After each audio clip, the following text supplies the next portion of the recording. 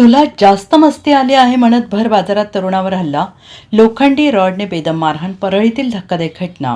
बीड जिल्ह्यातील परळी शहरात भर बाजारात एका तरुणावर टोळक्याकडून लोखंडी रॉड आणि पाईपने मारहाण केल्याची धक्कादायक घटना घडली आहे. या हल्ल्यात तरुण गंभीर जखमी झाला असून त्याच्यावर सध्या रुग्णालयात उपचार सुरू आहेत आणि या प्रकरणी 5 जणांविरोधात परळी शहर पोलीस ठाणे गुन्हा दाखल करण्यात आलेला आहे. आणि याबाबत मिळालेल्या माहितीनुसार परळी शहरातील अरुणोदय मार्केट परिसरात खरेदीसाठी आलेल्या एका युवकाला काही जणांनी अडवलं आणि तुला खूप मस्ती आली आहे, तू आमच्या विरोधात काम केलंस असं म्हणत आरोपींनी त्याच्याशी वाद घातला.